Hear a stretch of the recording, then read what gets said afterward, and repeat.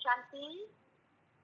Bowl के सर्व बाबा के प्यारे प्यारे बच्चों को आज विशेष बाप दादा ने मधुबन बेहद घर से शांतिवन से बाबा ने हमारा ऑनलाइन क्लास हम सबके लिखा है। और आज हमारे बीच राजयोगी ब्रह्मा कुमार भगवान भाई जी हम सबके साथ हैं। हम सब बहुत दिल से तालियों से उनका स्वागत करते हैं। बहुत अच्छा। मैं आपको संक्षिप्त में उनका परिचय देती हूँ। ब्रह्मा कुमार भगवान भाई जी पिछले 1987 में आप समर्पित हुए।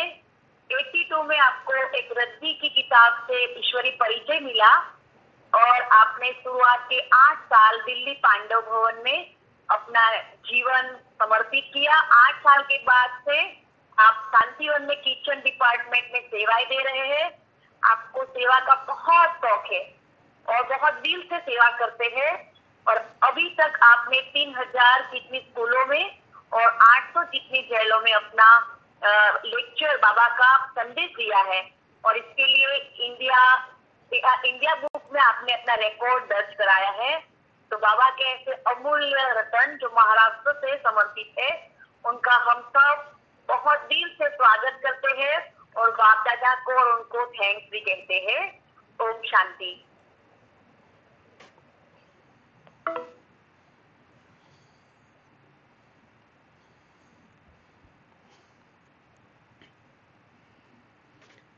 ओम शांति। तो विशेष आज वावल के भाई बहने सामने हैं। वैसे तो बहुत साल पहले कभी लिख करके दिया था मुझे कि आप हमारे यहाँ आना क्लास कराने के लिए, लेकिन ड्रामानुसार इतना बिजी रहे जा नहीं पाए। चाहे 6-7 साल से मैं सोचता था पता नहीं वावल कहाँ है, वावल कहाँ है। उसके बाद फिर आज एक दिन अचानक मैं अभी इस लॉकडाउन के दौरान मेरे पास जो निमंत्रण थे तो उन चिट्ठियों को मैं देख रहा था, तो उसमें इनका भी नाम आ गया। तो मैंने फ़ोन किया तो बहन जी ने कहा ठीक है। तो आज ड्रामानुसार फिक्स किया और आज आप सभी से मिल रहे हैं इस साइंस के साधन के माध्यम से। तो आज का बहुत सुंदर विषय है, निरंतर योग युक्त कैसे रहें। ये बहुत सुंदर टॉपिक रखा हुआ है, क्योंकि आप सभी देख रहे वर्तमान समय कैसा चल रहे हैं।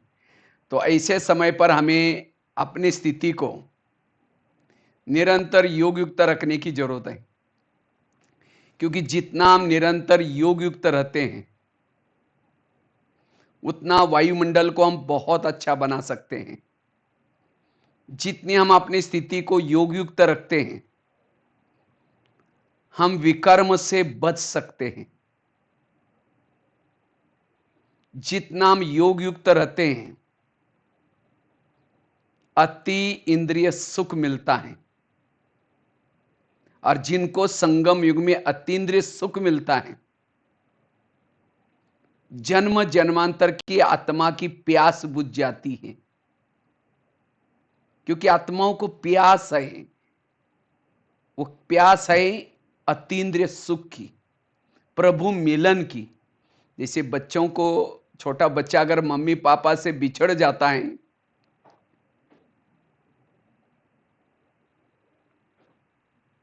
तो उस बच्चे को कुछ भी खिलाओ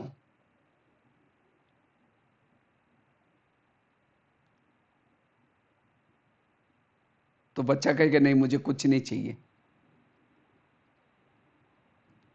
मम्मी पापा से मिलाओ। इसी तरह जन्म जन्मांतर से हम बाबा से बिछड़ गए। इसलिए जितना प्रभु मिलन मनाएंगे,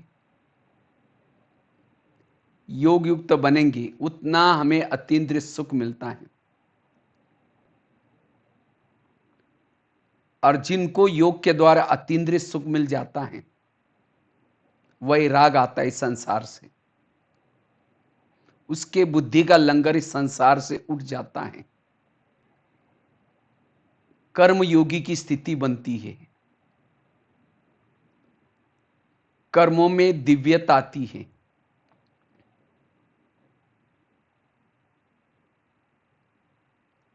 इसीलिए बाबा कहते बच्चे मुझे याद करो। जितना हम याद की यात्रा में रहते हैं उतना वायुमंडल को अच्छा बनाने की सेवा हम कर सकेंगे। जितना हम योग युक्त रहते हैं, बाबा की याद में रहते हैं, जो जन्म जन्मांतर से हमने जो विकर्म किए वो विकर्म भी कम हो जाते हैं। मुझे लगता है हर मुरली में दो बातें बाबा की विशेष आती हैं। आत्मा समझो और याद की यात्रा करो, क्योंकि ये दो बातों से ही हम पावन बनेंगे। दो बातों से ही हम देवताओं के हमारे संस्कार और संस्कृति आएगी। इससे हमारे अंदर के संस्कार परिवर्तन होंगे। वैसे तो नवरात्रि का समय चल रहा है। नवरात्रि में तो खास गुजरात में तो बहुत अच्छा रास करते हैं, डांडिया खेलते हैं, जागरण करते हैं। तो वास्तव में संगम युग का यादगार पर्व है। कहते हैं शिव जी से शक्तियां निकली और उन्हीं शक्तियों ने क्या किया, असुरों का संहार किया।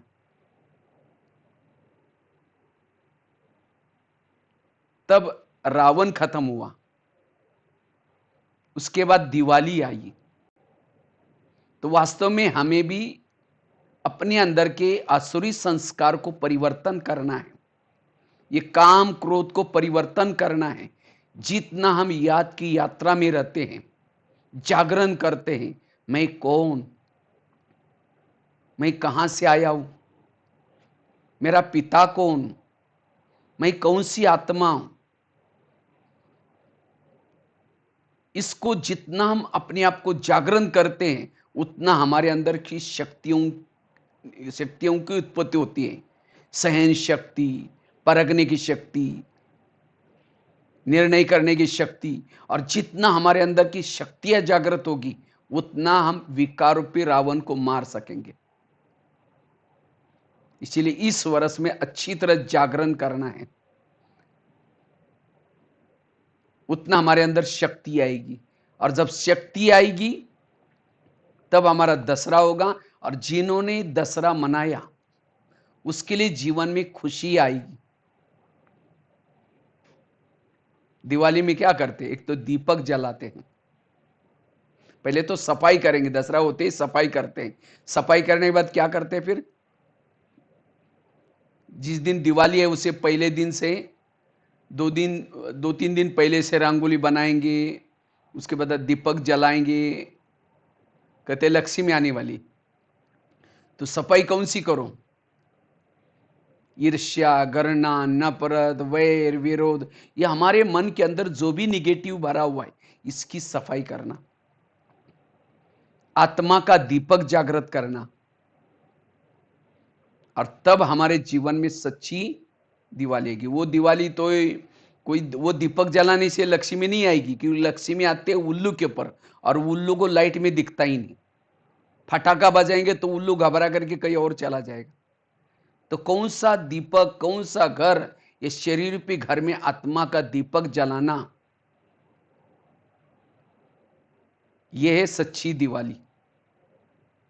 इसलिए जितना परमात्मा शिव बाबा को याद करेंगे हमारे अंदर की शक्तियां जागृत होंगी, उतना आपस में हमारी रास, वो रास तो करते हैं लेकिन आपस में संस्कारों की रास जरूरी है।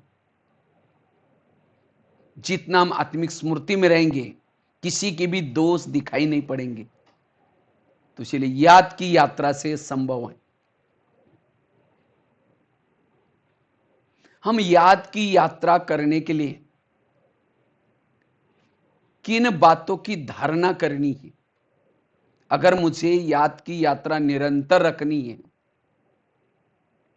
उसके लिए हमें सबसे पहली बात आई, याद की यात्रा निरंतर वही कर सकता है जो आत्मिक स्थिति का अभ्यास करता है।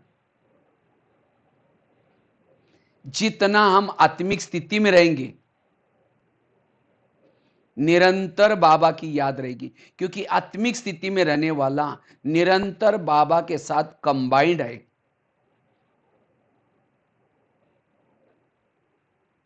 इसीलिए बाबा कहते पहले आत्मा समझो फिर मुझे याद करो। इसीलिए अगर मुझे याद की यात्रा करनी है, निरंतर आत्मिक स्मृति में रहने का अभ्यास करना है। जो खुद को भूल जाता है, खुदा उसे भूल जाता है। इसीलिए खुद की स्मृति में आत्मा हूं। बाबा ने पहले दिन आते ही लेसन सिखाया, बच्चे तुम एक आत्मा हो। दूसरे दिन भी क्या सिखाया, तुम आत्मा तो हो लेकिन किसकी संतान हो। शिव बाबा का परिचय। तीसरे दिन भी क्या किया, तुम आत्मा हो लेकिन तुम्हारे जन्म कितने महान हो गए, तुम 84 जन्म लेने वाली आत्मा हो। इसीलिए दादी जानकी जी भी हमें हर क्लास में एक लेसन पक्का कराती थी, मैं कौन और मेरा कौन। इसीलिए याद की यात्रा को निरंतर रखनी है, आत्मिक स्मृति की जरूरत है।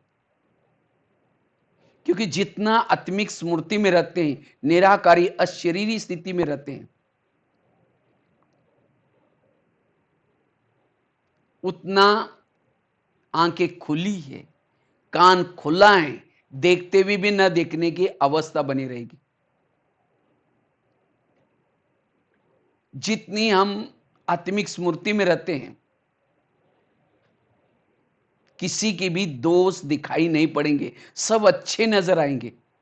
अगर मुझे किसी की कमजोरी दिखाई पड़ते हैं, किसी के दोष दिखते हैं, मैं देह के भान में आया हूं, इसीलिए मुझे दोष दिखाई पड़ रहे। शिव बाबा प्यारा क्यों है? शिव बाबा सबको प्यारा लगता है, क्यों? वो निराकारी स्वरूप में रहता है।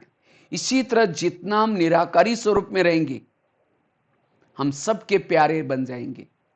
इतना ही नहीं, इस स्वरूप में टिकने से हमारे अंदर सहन शक्ति आएगी, धैर्यता आएगी, सत्यता आएगी। कई कहते हैं मैं तो ज्ञान में चलता हूं लेकिन मुझे सहन नहीं होता, कभी कभी मुझे गुस्सा आता है। सहन करने का पुरुषार्थ नहीं, पुरुषार्थ ही अशरीरी बनने का, विधेयी बनने का।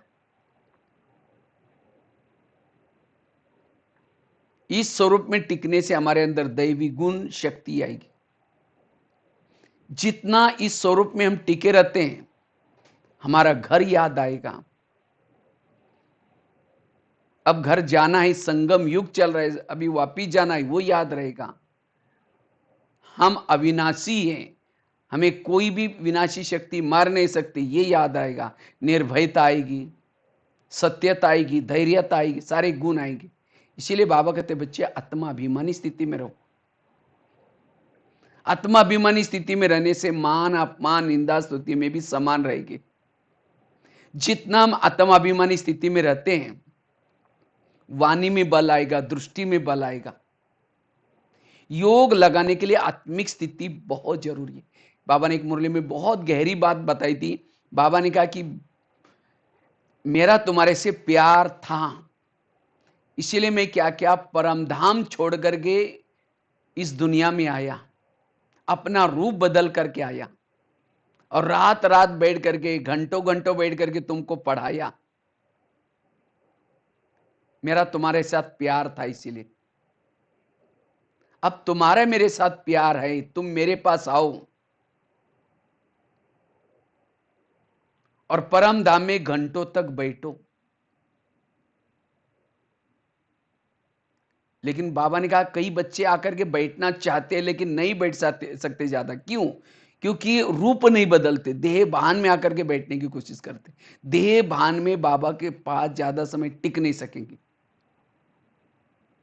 इसीलिए अगर याद की यात्रा को निरंतर रखना है, निरंतर आत्मिक स्मृति में रहने का अभ्यास करना है। याद क्यों भूल जाते हैं? क्योंकि हम अपने आप को भूल जाते हैं। जब अपने आप को भूल जाते हैं, इन आंखों के द्वारा जो देखते हैं, कानों के द्वारा जो सुनते हैं, वो हद में आ जाते हैं। इसीलिए बाबा कहते हैं बच्चे पहला सबक पक्का करो, और इस पहले लेसन के द्वारा ही भविष्य में आने वाली विभिन्न प्रकार की जो समस्याएं हैं, पेपर्स है, उसमें हम पास हो जाएंगे। और वो पेपर एक सेकंड के होंगे, चाहे प्रकृति के पेपर,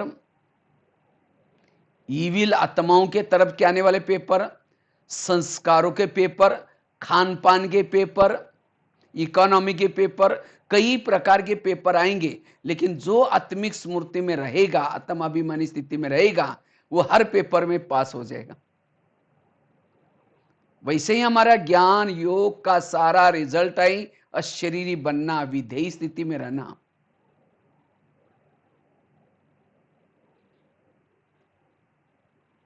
इसीलिए याद की यात्रा को निरंतर रखने के लिए, जैसे ब्रह्मा बाबा ने भी पहला लेसन पक्का किया, मैं आत्मा हूं, जयशोद आत्मा, ये आत्मा, ये आत्मा। हम अपने दिल पर हाथ रख करके पूछे, इस लेसन के ऊपर हम कितनी मेहनत कर रहे हैं। इसीलिए आजकल मैंने ये नोट किया कि लॉकडाउन के दौरान जितनी भी मुरलियां चली, हर मुरली में रोज बाबा इस आत्मा के ऊपर अटेंशन खिंचवाता है, क्योंकि ये सबसे महत्व का लेसन है।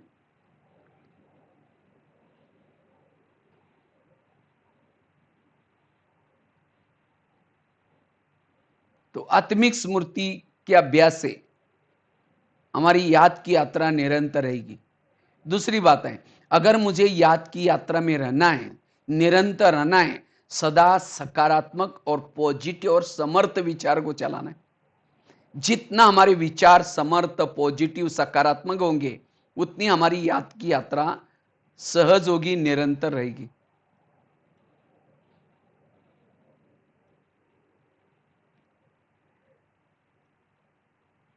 कभी कभी जब हम देह भान में आते हैं, देह भान में आने से, देह भान में क्यों आते हैं? ज्यादा सोचने से, निगेटिव सोचने से, व्यर्थ सोचने से। इसलिए जितना व्यर्थों से मुक्त रहेंगे, और आजकल के जो माया जो वार कर रहे हैं सभी के ऊपर, व्यर्थ सोच के द्वारा वार कर रहे हैं, न चाहते हुए भी व्यर्थ विचार चलते। और जिसके विचार व्यर्थ चलते हैं, मन में ज्यादा विचार चलते, वो देह भान में आता है।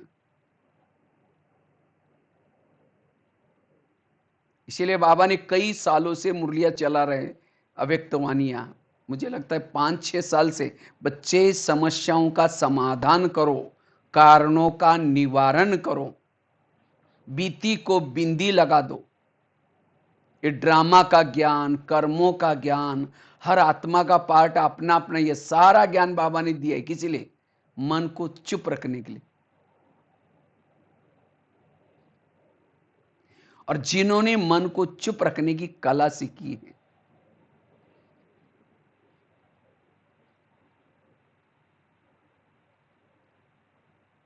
वो निरंतर योग युक्त है। क्योंकि एक तो चलेगा निगेटिव का चिंतन, एक तो चलेगा समर्थ पॉजिटिव चिंतन। जो निगेटिव चिंतन चलाता वो पॉजिटिव चिंतन नहीं कर सकता। आकाश के चंद्रमा को पानी में देखना है, पानी स्थिर चाहिए। परम धाम के परमात्मा को मन में देखना है, हमारा मन स्थिर चाहिए। जितना हमारा मन स्थिर होगा, हम परम धाम के परमात्मा को सहज देख सकते हैं। जैसे आईने में अगर चेहरा देखना है, तो आईना क्लीन चाहिए, स्वच्छ चाहिए। आईने के ऊपर धूल आई, चेहरा दिखाई नहीं पड़ेगा। इसी तरह जितना मन के विचार कम चलाएंगे, पॉजिटिव चलाएंगे, उतना एकाग्रता आएगी। एकाग्रता वाला ही आत्माभिमानी स्थिति में रह सकता है, वो याद की यात्रा कर सकता है, वो अंतर्मुखी बन सकता है। इसलिए व्यर्थों से बचना।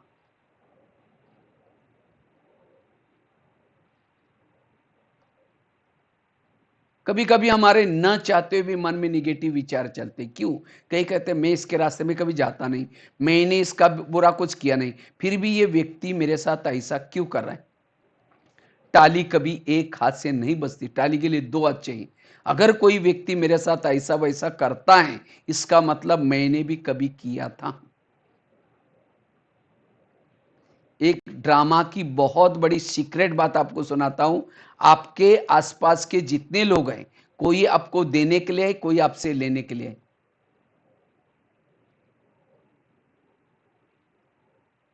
आपका पड़ोसी, आपके बच्चे, पति पत्नी, सास, पड़ोसी, ऑफिस वाले, ये सब कौन है? कार्मिक अकाउंट को चुक्त करने वाले। वर्तमान के मेरे प्रॉब्लम मेरे ही कोई कर्मों का परिणाम है। और इस ज्ञान की कमी के कारण कभी कभी हम फिर निगेटिव में चले जाते हैं। ये मेरे साथ ऐसा क्यों करता है, इसने मेरे साथ ऐसा क्यों किया, और उनको सुनाएंगे, खुद चिंतन करेंगे। इससे योग लगने के बजाय वही चिंतन चलेगा। लाल लाइट चल रहा है, गीत बज रहा है, शुरू करेंगे मैं आत्मा हूं, शांत, और फिर कहेंगे मेरे उन्होंने क्यों बोला, फिर कहेंगे ठीक है मैं आत्मा हूं, फिर कहेंगे 15 दिन पहले भी तो बोला था, फिर कहेंगे ठीक है मैं आत्मा हूं, फिर कहेंगे सबके बीच में क्यों बोला। तो योग में खंडन होने का कारण है व्यर्थ संकल्प। तो सारा दिन जो कार्मिक अकाउंट को समझ करके चलता है, ड्रामा को समझ करके चलता है, इस ज्ञान को सारा दिन जो कर्मों में अप्लाई करता है, वही योग युक्त बन सकता है। जिसके विचार ज्यादा दिमाग में चलते हैं, मन भारी होता है, भारी मन प्रभु के पास नहीं जा सकता। एक लोहे का मन लेकर के ऊपर फेंको, कैसे जाएगा। इसीलिए मन को मन रखो, हल्का रखो, हल्का मन प्रभु के पास जाएगा।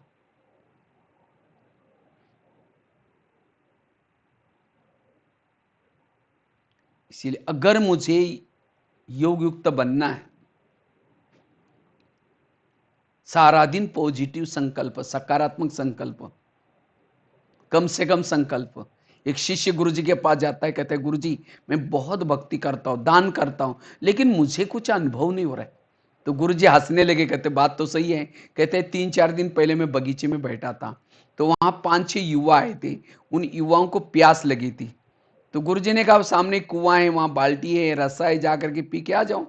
तो 5-6 युवा वहां चले गए, उन्होंने बाल्टी को रस्से से बांधा, कुएं में छोड़ा, पानी कुछ नहीं मिला। फिर दोबारा बाल्टी डाली, फिर पानी खींचा, पानी कुछ नहीं मिला। 5-6 बार वो बाल्टी डालते थे, लेकिन पानी नहीं मिला। आखिर वो छोड़ के चले गए। कुआं था, बाल्टी थी, रस्सा था, तो भी प्यासे गए। क्यों? वो बाल्टी को छेद थे।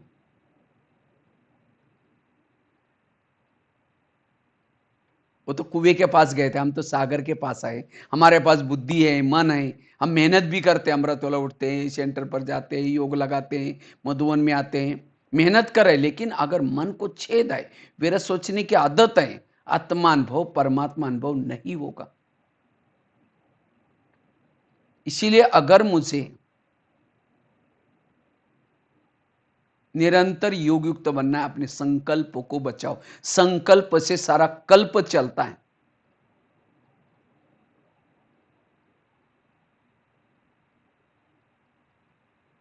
इसीलिए व्यर्थों से बचना, सदा समर्थ रहना। बच्चे ने गिलास गिराई, इतना गुस्सा करेंगे, तेरे को अक्ल नहीं, तुम कमा के लाओ तो पता चलेगा। गिलास था 10 रुपए का, गुस्सा करेंगे, हार्ट में प्रॉब्लम आएगा, 10 लाख रुपए का ऑपरेशन करना पड़ेगा। कितनी समझदारी। आजकल व्यर्थों से तनाव पैदा होता है, तनाव से कई बीमारियां भी होने की संभावना है। आजकल लोगों को चिंता, डर, भय, मेरा क्या होगा, मेरे बच्चों का क्या होगा, इकोनॉमी का क्या होगा, दुकान का क्या होगा, खेती का क्या होगा। तमाम प्रकार के संकल्प चलते हैं। जो इस प्रकार के संकल्प चलाता है, वो याद की यात्रा कैसे करेगा। बाबा ने ये ड्रामा का ज्ञान क्यों दिया कि बच्चे तुम ये जो ड्रामा बजा रहे, ये पहली बार नहीं, 5000 साल पहले भी ऐसी कोरोना की बातें आई थी, समस्या आई थी, आपने कई बार पास किया है। कल क्या होने वाला है, ये पहले भी कई बार किया हुआ है। नथिंग न्यू, ये सारा रिपीटेशन हो रहा है। इस ज्ञान के द्वारा हमारा मन चुप रहे। हमारा काम है प्रभु का चिंतन करना, और प्रभु का काम है भक्तों के जीवन में, बच्चों के जीवन में जो प्रॉब्लम है, समस्या है, उसका समाधान करना। लेकिन हम क्या करते हैं, हम प्रभु का काम करना शुरू करते हैं। जब प्रभु का काम करते हैं, प्रभु कहेगा ये अच्छा, ये मेरा काम कर रहा है, मैं बीच में क्यों जाऊं। तो मुझे प्रभु का काम नहीं करना है, प्रभु ने मुझे जो काम दिया है, आत्मचिंतन, परमात्मा चिंतन, वो करना है। जो समस्या के समय प्रभु चिंतन करता, आत्मचिंतन करता है, वही समस्या, वही प्रॉब्लम उसके लिए वरदान बन सकते हैं। समस्या के समय, प्रॉब्लम के समय जो आत्मचिंतन, परमात्मा चिंतन करता है, उसका वर्तमान भी सफल हो जाएगा, भविष्य भी सफल हो जाएगा। और जो समस्या के समय चिंता करता है, चिंतन करता है, प्रभु व्यर्थ चिंतन करता है, वर्तमान भी बिगड़ा, भविष्य भी बिगड़ा, वायुमंडल भी खराब हो गया। अगर हमें समस्या के समय चिंता करते हैं, डर में रहते हैं, भय में रहते हैं, इसका मतलब मेरा प्रभु के ऊपर विश्वास नहीं है कि ये मेरी भी नैया पार लगा सकता है। प्रभु के ऊपर विश्वास नहीं है। इसलिए व्यर्थों को छोड़ करके प्रभु चिंतन करो, निगेटिव से बच करो, तब निरंतर योगी बन जाएंगे। व्यर्थ सोचने वाला रात को चैन की नींद से नहीं सो सकता। आजकल कहेंगे ना, जो कोरोना की समस्या आई, कहते हैं इस कोरोना की बीमारी से बचने के लिए रोग प्रतिकात्मक शक्ति चाहिए। जिसके पास रोग प्रतिकात्मक शक्ति अच्छी है, कई प्रकार की बीमारियों से बच सकता है वो, जिसको कहते हैं ह्यूमिनिटी पावर। और ह्यूमिनिटी पावर किसके अंदर आएगी? जो साइलेंस में रहता है, सदा खुश रहता है, तनाव टेंशन से दूर है, चिंता भर डर भय से मुक्त है, उसकी ह्यूमिनिटी पावर अच्छी है। और जिसकी ह्यूमिनिटी पावर अच्छी है, वो कई बीमारियों का भी सामना कर सकता है। इसलिए हमारे प्रधानमंत्री जी ने सबके लिए मंत्र पक्का करा है, हमारे लिए जान अच्छी है तो हमारे लिए जहान है। अर्थात हमारे लिए हमारा हेल्थ अच्छी है, हमारे लिए दुनिया अच्छी है। लेकिन हेल्थ अच्छी रखने के लिए पॉजिटिव रहो, सकारात्मक रहो। इसीलिए कहते हैं ना, जिसका पांव गरम, पेट नरम, दिमाग ठंडा, वहां डॉक्टर आने की जरूरत नहीं है। हमेशा आप अपने पांव को गर्म रखो, अर्थात को वॉकिंग करो, एक्सरसाइज करो, पेट को नरम रखो, संतुलित भोजन, और दिमाग को ठंडा रखो। लेकिन आजकल उल्टा होता है, पांव रहते ठंडे और दिमाग रहता है गर्म। क्यों? व्यर्थ चिंतन, टेंशन, क्यों हुआ, क्या हुआ। इसलिए निरंतर योग में जो प्रॉब्लम आते हैं, समस्या आते हैं, व्यर्थ संकल्प के रूप में आते हैं। इसलिए व्यर्थों से बचना, हर विपरीत परिस्थिति में भी पॉजिटिव रहना, सकारात्मक रहना। हमें तो रोने वालों की आंखों के आंसू पोंछने, अगर हम खुद ही रोएंगे तो रोने वालों की आंखों के आंसू कौन पोंछेगा?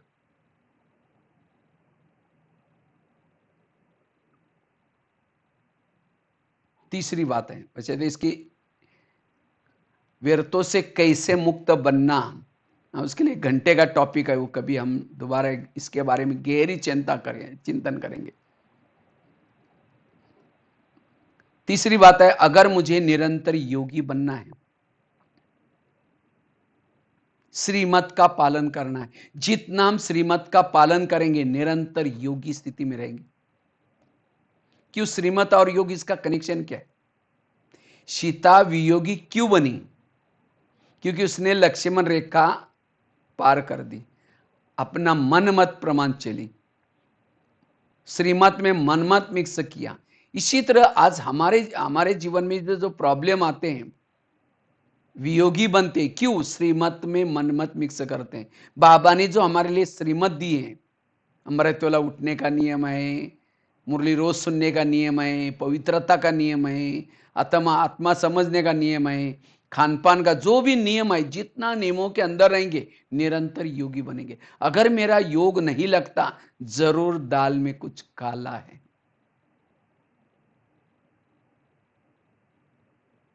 इसलिए श्रीमत का पालन बहुत जरूरी।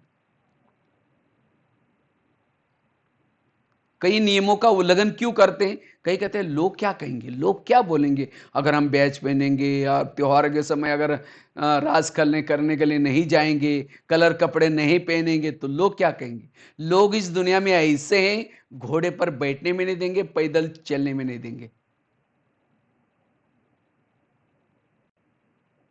अब समझो कुछ दुनिया की तरह फैशन करके घूमते रहेंगे, कहेंगे ए भाई दुनिया में आए, पूजा पाठ किया करो, ये फैशन करने के लिए, इसके लिए थोड़ी आए।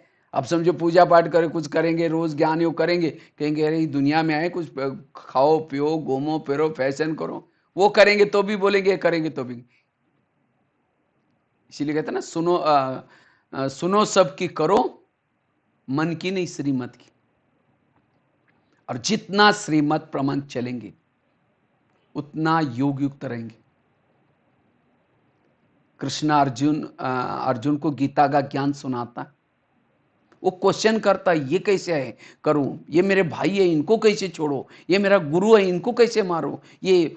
तब कृष्ण लास्ट में कहता है, मैं तुमको कहने वाला कौन हूं, जबकि विनाश के चारों तरफ से बादल छाए हुए और तुमको लोगों की पड़ी है, भागने की कोशिश कर रहे हैं।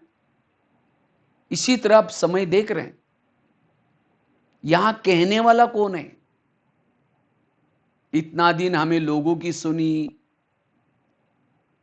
मन मत पन मत चले, उसका परिणाम देखा। अब हमें श्रीमत का पालन करना है। जैसे कोई भी माँ बच्चों को प्यार करते, कब करते, बच्चा को सवेरे जल्दी उठाती है, अच्छे कपड़े पहनाती है और कई डायरेक्शन देते हैं, देखो बेटा कपड़े गंदे नहीं करना, पढ़ना, लड़ना नहीं, झगड़ना नहीं। बच्चा जाता है, लड़ता है, झगड़ता है, कपड़े गंदे करके आता है। शाम को जब आएगा, मम्मी मम्मी करेगा, मम्मी उसको किचन से देखती है, मैंने उसको कहा था वो करके आया, अगर नहीं करके आए बोलेगा तुम चिल्लाते मैं यहीं ठीक हो। अच्छा जाएगी, जाकर 2 थप्पड़ लगा देगी, कहेगी मैंने तुमको कितना अच्छा कहा, तुम गंदा होकर आया। अगर वही बच्चा माँ ने जो कहा हो करके आता तो मम्मी उसको प्यार करती। इसी तरह बाबा भी हमारी माँ है, रोज सवेरे जल्दी उठाती है, फरिश्ता ड्रेस पहनाती है और कई डायरेक्शन देते हैं, बच्चे आज आत्मा समझना, पर चिंतन नहीं करना, मेरे याद में रहना, कितनी डायरेक्शन देते हैं। और हम बाहर जा करके सारा उल्टा कर लेते हैं, पर चिंतन करेंगे, निगेटिव सोचेंगे। फिर शाम को जब आएंगे योग में बैठेंगे, जैसे बच्चे शाम को आता है मम्मी मम्मी करता, हम भी आकर के बाबा बाबा करेंगे।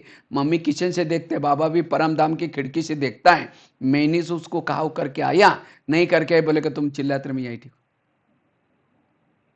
फिर कहते योग लगा ही नहीं, बाबा का प्यार मिला ही नहीं। प्यार दोनों तरफ से होता है, बाबा कहे बच्चे और हम भी कहे बाबा। इसलिए श्रीमत का पालन बहुत जरूरी है। जितना श्रीमत प्रमाण चलेंगे निरंतर योग युक्त बनेंगे।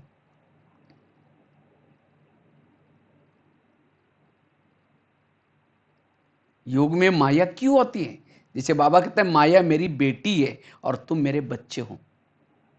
तो माया और हमारा रिश्ता क्या हो गया, भाई और बहन। कोई भी बहन भाई को थप्पड़ मारते, कब मारते, जब वो बाप का कहना नहीं मानते थे, कहेंगे भैया तुम ये क्या कर रहे हो, मेरे पिताजी का नहीं मानते हो, थप्पड़ मारेगी। इसी तरह माया बहन भी तब कब थप्पड़ मारते, जब हम श्रीमत में मत मिक्स करते, अमृत वाला मिस करेंगे, मुरली मिस करेंगे 4-5 दिन तक, उसके बाद माया बहन आकर के थप्पड़ मारेंगे, कहेंगे भैया ये क्या हो रहा है, संगम युग चल रहा है, तुम गलत काम क्यों कर रहे। आपके जीवन में आपको माया ने थप्पड़ कब कब मारे, आप उन दिनों को याद करो। आप जरूर 3-4 दिन कुछ अलबेला अलस बने होंगे। इसीलिए रोज नियमों प्रमाण चलो तो माया तो खुशी हो जाएगी। इसीलिए ईश्वरीय नियमों का पालन करना, इसीलिए भीष्म प्रतिज्ञा करो। अभी इस दशहरे में तब शक्तियां जागृत हो जाएगी। भीष्म प्रतिज्ञा करो कि मुझे श्रीमत का उल्लंघन नहीं करना, तब निरंतर योग युक्त रहेंगे। 3 बातें बताई। पहली बात बताया, अगर मुझे निरंतर योग युक्त बनना है, आत्म अभिमानी स्थिति का अभ्यास। दूसरी बात बताई, संकल्प को कम पॉजिटिव सकारात्मक चलाना। तीसरी बात बताई, श्रीमत का पालन। चौथी बात है, हमारे योग में जो प्रॉब्लम आते हैं उसका कारण है योग क्यों नहीं लगता। निरंतर पर चिंतन पर दर्शन करेंगे तो योग नहीं लगेगा। क्यों पर चिंतन और पर दर्शन, इसका योग से क्या कनेक्शन है। जैसे बाबा कहते हैं मेरे अच्छे अच्छे बच्चे थे, बहुत अच्छा ज्ञान योग करते थे, लेकिन आज वो है ही नहीं, वो चले गए। कहां गए और क्यों गए। उन्होंने ज्ञान में चलते चलते क्या क्या, एक दूसरे को के अवगुण देखना शुरू किया। अवगुण देखेंगे, यहां ज्यादा समय टिक नहीं सकेंगे, चले जाएंगे। इसीलिए अगर मुझे निरंतर योग युक्त बनना है, मुझे किसी की भी दोषों को नहीं देखना है, अवगुणों को नहीं देखना है। अवगुण देखने वाले की बुद्धि में ज्ञान भी नहीं बैठेगा। जैसे सरस्वती माँ किसके ऊपर बैठी है? हंस के ऊपर बैठती थी। हंस अर्थात अंदर बाहर स्वच्छ। हंस अर्थात मोती चुगने वाला, जो एक दूसरे के गुण देखता है, उसके बुद्धि में सरस्वती बैठेगी। इसे अभी देवियों की भक्ति कर रहे सब लोग, लेकिन वास्तव में सभी देवियों को प्रसन्न करने का आधार है सरस्वती को पहले प्रसन्न करो। मुझे लगता है स्कूल कॉलेज में बाकी कोई भी देवियों के फोटो नहीं होते, केवल सरस्वती माँ का होता है। और सरस्वती जिसको प्रसन्न होगी सारी देवी आएगी। इसी तरह हम भी इस ज्ञान मार्ग में चलते समय अगर हमें सरस्वती कब बैठेगी? पूजा करने से नहीं, लेकिन जितना हम स्वच्छ बनेंगे, अंदर बाहर स्वच्छ, उतना सरस्वती दिमाग में बैठेगी।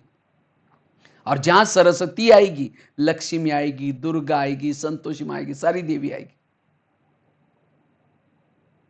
लेकिन सरस्वती बिठाने के लिए स्वच्छ बनने की जरूरत है, हंस बनने की जरूरत है। कई क्या करेंगे, कोई व्यक्ति सामने नहीं है, दो चार जन मिलकर उसकी बुराई करेंगे, वैसी है वैसा है। अचानक आई क्या बोलेंगे? ओम शांति, अभी हम आपको याद कर रहे थे, मुख में राम बगल में छुरी।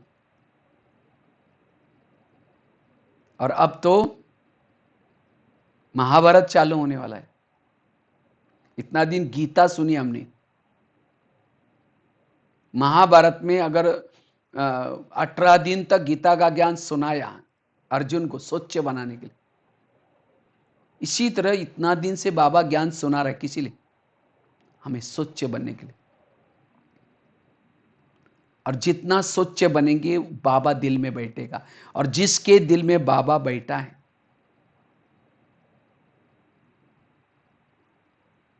निरंतर योगी बन जाएगा। लेकिन कब बैठेगा बाबा?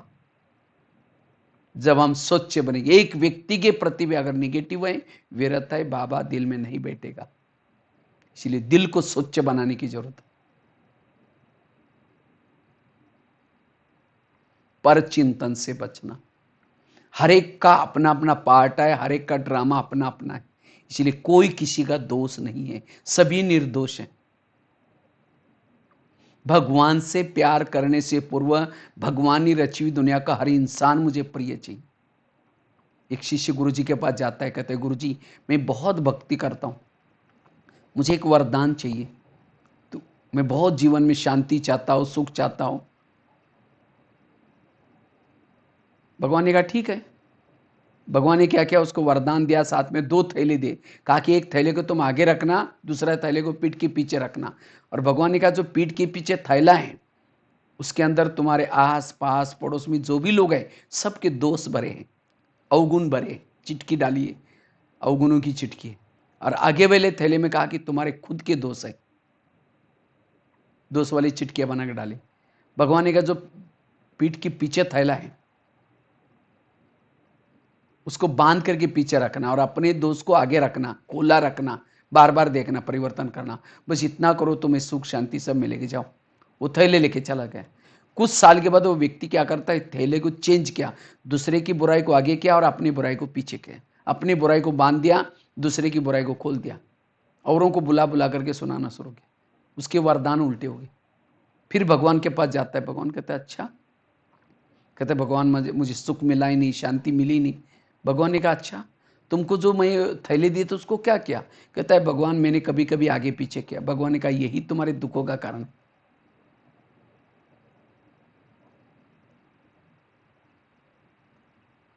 तो वास्तव में आज हमारे जीवन, ये कहानी हमारी अपनी है। हम भी यहाँ आते क्यों? थोड़ा आगे बढ़ने के लिए, सुख शांति के लिए।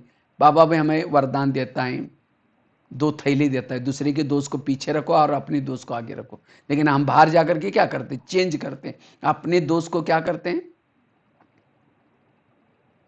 पीछे रखते हैं और दूसरे के दोस्त को आगे। यही दुखों का कारण है, यही वियोगी बनने का कारण है। इसलिए पर चिंतन से बचना। कई कहते हैं हम करते नहीं, कोई आकर के सुनाता है तो क्या करें, क्यों सुनाता? हम कहते हैं अच्छा और क्या हुआ? तो इसकी सफाई करो। अब से मुझे किसी का दोष नहीं देखने हैं। दोष देखने से वायुमंडल खराब हो जाएगा। दोष देखने से टाइम खुद का भी वेस्ट हो जाएगा, दूसरे का भी वेस्ट हो जाएगा। पर चिंतन से बचना। 4 बातें बताई। 5वीं बात है, अगर मुझे निरंतर योग युक्त बनना है,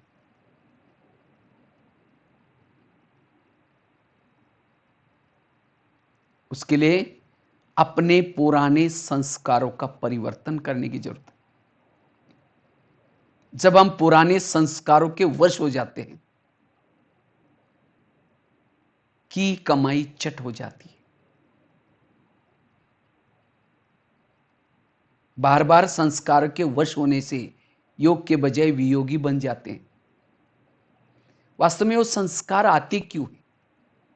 उसको कहीं ना कहीं एटमॉस्फेयर मिल जाता है, वायुमंडल मिल जाता है। और आजकल तो माया ने ऐसे ऐसे साधन बनाया है, सहज वायुमंडल मिल जाते हैं। इसीलिए उस वायुमंडल से स्वयं को बचाना। वैसे तो अभी मोहिनी बहन न्यूयॉर्क वाली के द्वारा बाबा का एक संदेश आया है। बाबा ने कहा कि वर्तमान समय जो माया, जो कमजोरी है, वो कमजोरी के रूप में ज्यादा रूप में आएगी। इसलिए हमारी जो कमजोरी है, उस कमजोरी ही माया का गेट बनेगी, प्रवेशता का। जो कमजोर संस्कार हमारे रहे हुए हैं, उसका फोर्स बढ़ेगा। इसीलिए उससे बचना, उसका परिवर्तन करना। जैसे राम रावण का युद्ध चलता है, राम रावण का एक सिर काटता है, फिर दूसरा काटता है, फिर तीसरा काटता है, रावण नहीं मरता। विभीषण आकर के उसके कान में सुनाता है, ऐसा नहीं मरेगा, उसके नाभि में तीर लगाओ। और जब नाभि में तीर लगा, रावण मर गया। इसी तरह हम भी रावण को मारने में लगे, कोई 2 साल से, कोई 4 साल से, कोई 6 साल से, लेकिन नहीं मर रहा है। क्यों? वो कमजोरी है नाभि, हमारे अंदर की जो कमजोर संस्कार, और उसी से माया प्रवेश कर लेते। हमारा ज्ञान योग सारा बाजू में रह जाता है। और जब कमजोर संस्कार के वश हो जाते हैं, तब हम समझते मायाजित बनना बहुत कठिन है, हिम्मतहीन हो जाते। इसलिए इस कमजोरी के ऊपर ज्यादा, जैसे बच्चे भी क्या करते, जो कमजोर सब्जेक्ट है, कच्चा सब्जेक्ट, ज्यादा ध्यान उसके तरफ देते। क्योंकि अगर उस एक सब्जेक्ट में गया तो फेल ही कहेंगे। इसलिए उस कमजोरी यही हमारी परीक्षा के रूप में आएंगे। जैसे पहले जमाने में कोई राजा क्या करता था, दूसरे राजे की कमजोरी समझ लेता, इसकी कमजोरी क्या है, और उसी स्वरूप से उसको हरा लेता था। इसी तरह माया को भी पता है इसकी कमजोरी ये है, उस रूप में जब आते हैं तो हमारे सारा ज्ञान युग चौपट हो जाता है। इसीलिए उस कमजोरी को परिवर्तन करना, तब निरंतर योग युक्त रहेंगे। 6ठी बात है, अगर हमें निरंतर योग युक्त बनना है, उसके लिए दुआएं लेना। सारा दिन जितनी दुआएं इकट्ठा करेंगे, दुआएं परम धाम में जाने का विमान है। जितना आप कर्मों से, औरों से दुआएं लेंगे, हर प्रकार की दुआएं लेंगे। समझो कोई सास है, बहू को मार करके, झगड़ा करके फिर योग में आकर के बैठी है, उसकी बेचारी की संकल्प निगेटिव चल रहे, वो नीचे खींच रहे और ये ऊपर जाने की कोशिश कर रहे, वो सास ऊपर कैसी जाएगी? इसीलिए बाबा कहते दुआएं दो। ये सेवा, एक दूसरे को मदद करना, हेल्प करना, ये क्यों हम सेवा करते? सेवाओं से दुआएं मिलती है, और दुआएं जितनी हैं उतना हम ऊपर की तरफ जाते हैं, उतनी योग लगता है हमारा। तो सारा दिन ऐसा कर्म करना है जिससे हमें दुआएं मिले। इसीलिए दुआएं लेना। 7वीं बात है, अगर मुझे निरंतर योग युक्त बनना है, 100 मानों के अभ्यास करना है। जितना 100 मानों में रहेंगे, अंतरिक्ष शक्तियां जागृत हो जाएगी। बाबा ने हमें बहुत सारे 100 मान दिए हैं, और हर विकारों के, हर बीमारियों की टेबलेट अलग अलग होती है। इसी तरह हर विकारों के 100 मान अलग अलग। जितना 100 मान में रहेंगे, हमारी स्थिति अच्छी बनेगी, पावरफुल बनेगी। इसीलिए सोमानों के अभ्यास।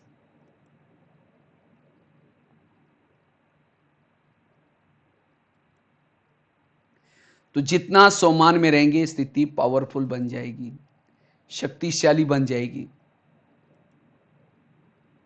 इसीलिए अगर मुझे स्थिति को शक्तिशाली बनाना है, रोज अलग अलग प्रकार की सोमानों के अभ्यास करो। मैं शिव शक्ति हूं, मैं पवित्रता की देवी हूं, मैं कलप कलप की विजयी आत्मा हूं, मैं महावीर हूं। ऐसे कितने सारे सोमान दिए। सोमानों से हम शुद्ध संकल्प चलेंगे, और जिसके शुद्ध संकल्प सारा दिन चलते हैं व्यर्थों से बच जाता है, वो योग युक्त बन जाता है।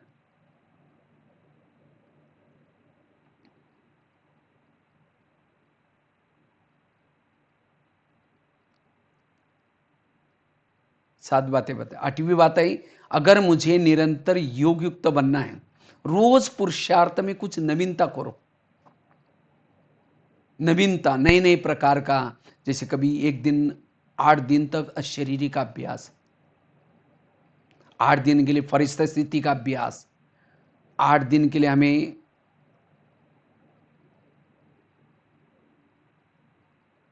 आत्माभिमानी का अभ्यास, 8 दिन। ऐसे अलग अलग प्रकार की नवीनता जितना करेंगे, क्योंकि आजकल नवीनता लोगों को पसंद है। अगर ये कि रोज आलू की सब्जी खिलाएंगे, हाँ, कहेंगे क्या रोज आलू आलू। अब वही आलू, आलू में कभी गाजर डालो, गोभी डालो, नवीनता। आजकल नवीनता सबको पसंद है। नई नई गाड़ी आती है तो लोगों का, इसीलिए नवीनता करना है पुरुषार्थ। नवी बात है स्वराज्य अधिकारी बनने का पुरुषार्थ। जितना सारा दिन हम स्वराज्य अधिकारी बन करके हर कर्मेंद्रिय को श्रीमत के आधार से चलाते हैं, उतना योग युक्त बनते हैं। हमारे योग में प्रॉब्लम कहां से आते हैं? आंखें जो चाहे देखती है, कान जो चाहे सुनता है, मुंह जो चाहे बोलता है। तो सारा दिन इसका प्रभाव जब योग में बैठेंगे, जो गलत देखा है, गलत सुना है, उसके संकल्प चलेंगे। इसलिए ब्रह्मा बाबा ने रोज अपने कर्मेंद्रियों का दरबार लगाया। इसी तरह हमें भी क्या करना है? रोज अपनी इंद्रियों की चेकिंग करनी है। जिसको बाबा कहते हैं दरबार लगा दो, और जितना स्वराज्य अधिकारी बनकर रहेंगे, आपकी स्थिति योग युक्त बनेगी।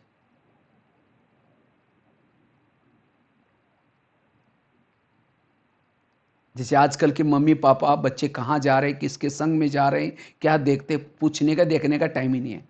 जब बच्चा गलत काम करता है उनकी आंखें खुल जाती है। इसी तरह आज हम भी सारा दिन क्या करते हैं, इतना बिजी हो जाते हैं। हमारी आंखें क्या देख रहे हैं, मुंह क्या बोल रहे हैं, कान क्या सुन रहे हैं, मन क्या सोच रहे हैं, उसको देखने का पूछने का टाइम ही नहीं है। और जब सारा कोई गलत संस्कार आते हैं तब आंखें खुल जाते हैं। इसीलिए हमारे विघ्नों का कारण, समस्या का कारण कोई व्यक्ति नहीं है, हमारी खुद की कर्मेंद्रिया। इसीलिए बाबा कहते बच्चे स्वराज्य अधिकारी बनो, और जितना स्वराज्य अधिकारी बन करके हर इंद्रियों को श्रीमत के आधार से चलाएंगे, इस किले को मजबूत रखेंगे, आपकी स्थिति योग युक्त बनेगी। ये तो अंधा पिसता है और कुत्ता बैठ करके खा रहा है। इसी तरह हम पुरुषार्थ कर रहे हैं और आंखें गलत देख करके, मुंह गलत बोल करके गमा रहे, जमा कुछ भी नहीं। जितनी हमारी स्वराज्य अधिकारी स्थिति रहेगी, उतना सभी कहेंगे माता जी बड़ी अच्छी है, ये बहन बहुत अच्छी है। अच्छी मतलब क्या? उसका अपना इंद्रियों पर शासन है। और सत्युग में राजा वही बनेंगे जिनका इंद्रियों पर शासन है। ऐसे नहीं कि हमारे कितने सेंटर्स है, हमारे कितने जिज्ञासु है, वो महत्व का नहीं है। महत्व का ये हम ज्ञान में चलने के बाद अपना शासन इंद्रियों पर कितना रहा। कंट्रोलिंग पावर, रूलिंग पावर चाहिए। जैसे आज समझो प्रधानमंत्री को अगर कोई गाली देने वाला पत्र लिखता है,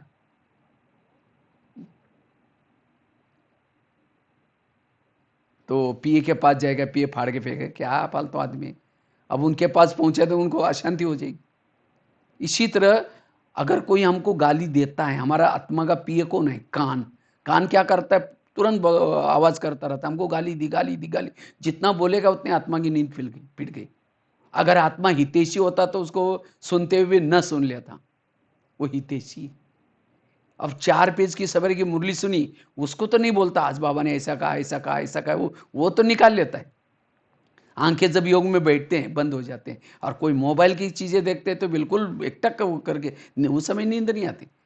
इसीलिए बाबा कहते हैं रोज अपनी इंद्रियों का दरबार लगा दो। जब आपकी इंद्रिया ज्ञान में चलेंगी तब जाकर के आपके अंदर परिवर्तन आएगा।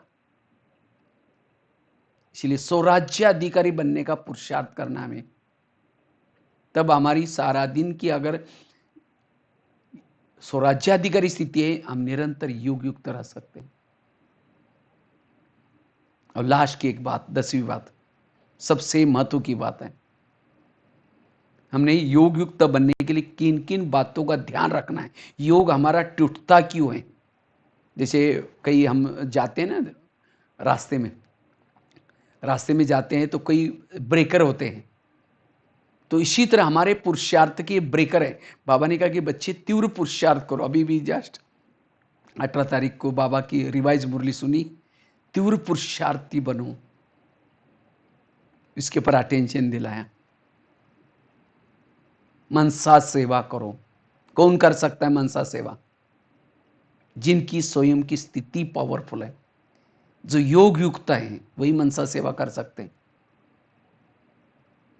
तीव्र पुरुषार्थ मतलब रात भर जागना, मौनी बाबा बन करके बैठना, किसी से बात नहीं करना, वो नहीं है तीव्र पुरुषार्थ। कोई व्यक्ति दौड़ा फिर वापिस आए, फिर दौड़ा फिर वापिस आए, फिर दौड़ा फिर वापिस आए, कहाँ जाएगा? वहीं के वहीं। इसी तरह हमने 2-3 घंटा योग किया, फिर सारा दिन निगेटिव सोचा, पर चिंतन किया, श्रीमत का उल्लंघन किया, दौड़े लेकिन वापिस आए। तो तीव्र पुरुषार्थ करना अर्थात ये 10 बातों को जीवन में लाना, तो आगे बढ़ता ही जाएगा। 84 जन्म की सीढ़ी उतरने के लिए 5000 साल लगे, अब वही सीढ़ी ऊपर चढ़नी है। जितना योग लगाएंगे ऊपर सीढ़ी चढ़ेंगे, जितना सेवा करेंगे ऊपर सीढ़ी चढ़ेंगे। लेकिन थोड़ा परचिंतन किया, श्रीमत का उल्लंघन किया, वे सोचा, सीढ़ी नीचे उतरेंगे। यही करते रहेंगे, चढ़ेंगे फिर उतरेंगे, बीच में रह जाएंगे। इसलिए अभी मुझे उतरना ही नहीं, चढ़ना ही चढ़ना है। इसलिए पहली बात बताई, अगर मुझे निरंतर योग युक्त बनना है, उसके लिए पहली धारणा आत्माभिमानी बनने का पुरुषार्थ। दूसरी बताई वेर संकल्प से मुक्त बनना, सदा समर्थ रहना। तीसरी बताई श्रीमत का पालन। चौथा बताया पर चिंतन से बचना, थैली वाली कहानी बताई। पांचवा बताया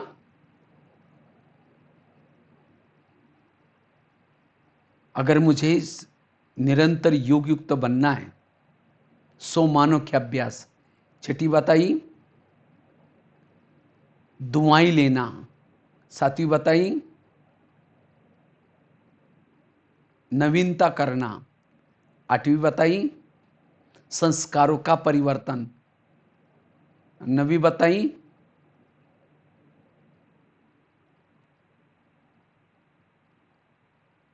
और एक कौन सी बात रह गई? स्वराज्याधिकारी स्थिति। और लास्ट की 10वीं बताई अगर मुझे निरंतर योग युक्त बनना है तो योग की विधि को समझना जरूरत है। जो योग की विधि को समझ करके योग लगाता है वो निरंतर योगी बन सकता है। इसलिए हमें योग की विधि क्या है, हाँ, ये विधि सुना करके हम 10-15 मिनट अच्छी तरह योग भी करेंगे। लास्ट में 7:30 तक योग करेंगे। योग की विधि समझना बहुत जरूरी। तो वास्तव में योग हमारा मन और बुद्धि के द्वारा चलता है, बुद्धि और मन। और जिन्होंने मन और बुद्धि को समझ लिया उनके लिए योग करना बहुत सहज है, इजी है। तो मन क्या है और बुद्धि क्या है? बुद्धि एक प्रकार का कैमरा है।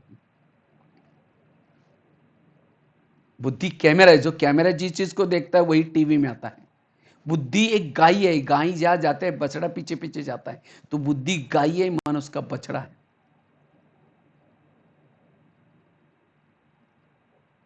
तो बुद्धि क्या है? बुद्धि देखता रहता है, और बुद्धि जिस चीज को देखते है वो मन में विचार चलते। अगर मुझे निरंतर योग युक्त बनना है तो मेरी बुद्धि निरंतर बाबा को देखती रहे, और जिसकी बुद्धि बाबा को देखेगी उसके मन में भी वही विचार आएगा। उसका ध्यान मन वहां लगा हुआ है, भले हाथ से काम कर, हाथ काट दिल याड है। वो निरंतर कर्मों में योग युक्त बन सकता है, रात को सोया है तो भी योग युक्त बन सकता है, बुद्धि अगर उसके तरफ है।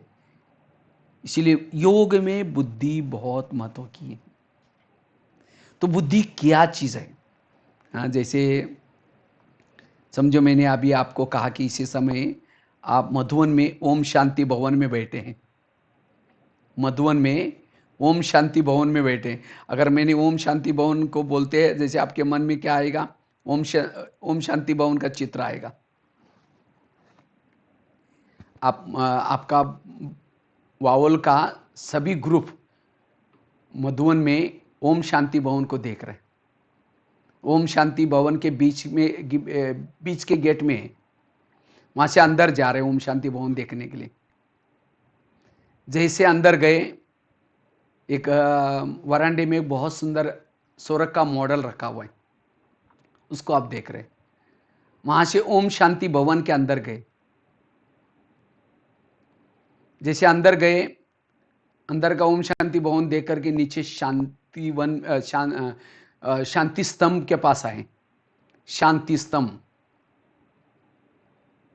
मार्बल का बना हुआ है, बहुत अच्छा साइलेंस का वायुमंडल है। वो देख करके आप बाबा की झोपड़ी में गए। बाबा की झोपड़ी में जहां गदेला रखा हुआ है, खत लिखता हुआ बाबा का फोटो है, वहां से आप बाबा के रूम में गए जहां नीला सा ट्रांसलाइट है।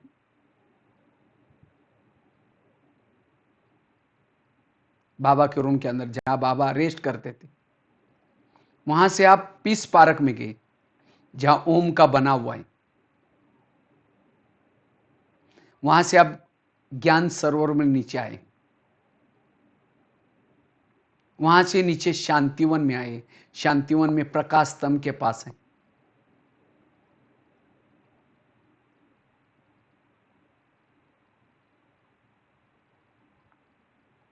वहां से डायमंड हॉल में आए। डायमंड हॉल,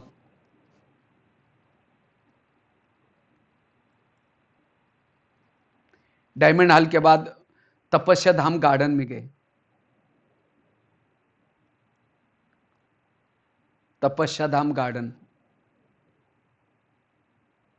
वहां से पीछे मुड़ करके एक पहाड़ी की तरफ देख रहे हैं जहां ओम शांति लिखा हुआ है। तो दिखाई पड़ा? तो कैसे गए थे? आपकी आंखें तो वहां है जहां आप लोग बैठे हैं, वहां है, लेकिन आप यहां कैसे आए थे? आपकी बुद्धि गई थी। तो ऐसे ही हमें ऊपर अव्यक्त वतन में जाना, बाबा को देखना, इसको कहते योग। तो बुद्धि तब देखेगी जितना व्यर्थों से मुक्त है। बुद्धि तब देखेगी जब बुद्धि के अंदर जागृति है। इसलिए योग करते समय बुद्धि का बहुत बड़ा रोल है। बुद्धि के ऊपर एक बाबा के सिवाय कोई भी व्यक्ति का, वस्तु का, कोई भी काम काज का कोई भी प्रभाव ना हो, तब हम योग युक्त बन सकते। अगर बुद्धि के ऊपर कोई चीज का प्रभाव है, योग युक्त नहीं बन सकेगी, बार बार योग टूटेगा। समझो कोई माता योग लगाने के लिए आ रहे हैं और आते रास्ते में देखा कि बहुत अच्छा सब्जी वाला जा रहे हैं, को सोचेंगे चलो आज शाम को इसकी सब्जी बनाएंगे। पहले आकर के योग में बैठेंगे, शुरू करेंगे, लाल लाइट चल रहा है, गीत बज रहा है, शुरू करेंगे मैं आत्मा हूँ, शांत स्वरूप हूँ। फिर सोचा अरे थैली तो लाए नहीं, वो सब्जी कैसे लेके जाए? फिर कहेंगे ठीक है मैं आत्मा हूँ, शांत स्वरूप हूँ। फिर सोचे कि गैस के ऊपर जो दूध रखा था शायद उसको मैंने बंद किया या ऐसा चल रहा है। फिर कहेंगे चलो कोई बुझाई देगा, मैं आत्मा हूँ, शांत स्वरूप हूँ। फिर सोचेंगे अरे घर में तो मेहमान आने वाला था, दसरे का समय है, अभी नवरात्रि है, और मैंने सोचा था उसके लिए खम्मन ढोकला बनाऊं, लेकिन बेसन तो है ही नहीं, चलो छोड़ो कुछ और बना देंगे, मैं आत्मा हूँ, शांत स्वरूप हूँ। वो लाल लाइट की सफेद लाइट हो गई, योग का टाइम पूरा हो गया। अब सामने वाला बैठने वाला सोचा वाह इन्होंने आधा घंटा योग किया, लेकिन इनका योग कहाँ है? वो सब्जी वाला योग है, खम्मन ढोकले वाला योग है, बाबा वाला योग नहीं है। अगर ऐसा योग करेंगे तो योग में विकर्म कैसे कम होंगे, आत्मिक स्थिति सारा दिन कैसी रहेगी? तो ये क्यों हो गया? क्योंकि आपकी बुद्धि बार बार वहां जा रहा है। आपका शरीर तो स्थूल में बैठा है, लेकिन मन बुद्धि कहीं और है। इसीलिए बाबा कहते हैं योग में बैठते समय हमारा ध्यान कहीं भी न जाए। ध्यान इधर उधर न जाए। इसलिए ध्यान को हमें अच्छी तरह लगा करके फिर बाद में बैठना है। और जितना ध्यान बाबा के तरफ जाएगा उतना मन भी रहेगा। इसलिए बुद्धि के ऊपर एक बाबा की सिवाय कोई भी चीज का प्रभाव ना हो। जैसे आजकल मोबाइल का जमाना है, मोबाइल को चार्जिंग करते कैसे करते हैं? प्लग के पास लाकर रखते हैं, दोनों तारे डालते हैं, स्विच चालू करते हैं, प्लग तारों को बार बार डालते निकालते नहीं है। इसी तरह शरीर भी हमारा एक मोबाइल है, आत्मा उसकी बैटरी है। तो आत्मा रूपी बैटरी को चार्ज करने के लिए उसको जैसे प्लग के पास उसको रखते हैं, तो इसी तरह में भी जो योग्य स्थान है वहां बैठना और मन बुद्धि की तार को बाबा के साथ ज्वाइन करना। अगर बुद्धि की तार ऊपर नहीं लगाए, जैसे मोबाइल को तो प्लग के पास रखा लेकिन तारे नीचे पड़े, चार्जिंग नहीं होगा। इसी तरह मन बुद्धि बाबा में लगाए नहीं तो आत्मा के अंदर ऊर्जा नहीं आएगी। इसलिए मन बुद्धि बाबा में लगाना जरूरी, स्मृति का स्विच चालू करना जरूरी। जितनी स्मृति गहरे उतना योग गहरा। इसलिए योग लगाने के लिए अगर ये मोबाइल का एग्जाम्पल भी याद रखेंगे, कई तो कहते हैं हम जब योग में बैठते मेरी आत्मा ऊपर गई नहीं। आत्मा योग में ऊपर नहीं जाती। क्या जाती है? अब जैसे मोबाइल को चार्जिंग में लगाया, क्या बैटरी प्लग में गई थी घुसने के लिए? बैटरी तो मोबाइल में रही, प्लग में कौन गया? तारे गई। इसी तरह मन बुद्धि हमारी जाती है, इसलिए मन बुद्धि से जाना जरूर है। तो इसी तरह हमें योग करना है विधि पूर्वक। रोज हमारा अमृत वाला 1 घंटा हो, क्लास के पहले आधा घंटे का योग, और साथ में जितना क्लास के पहले आधा घंटा उतना हमारा योग पावरफुल लगेगा। इसलिए योग लगाने के लिए हमें क्या करना है? सबसे महत्व की चीजें,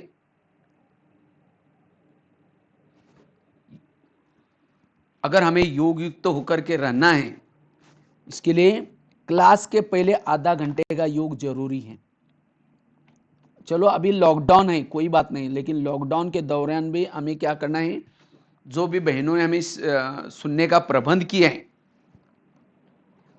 उस अनुसार हमें क्या करना है? रोज वो क्लासेस, भले मधुवन के टीवी के द्वारा आता है या जो भी साधन के द्वारा, हमें रोज क्लास के पहले आधा घंटे का योग करना जरूरी है। अगर क्लास के पहले योग नहीं करेंगे,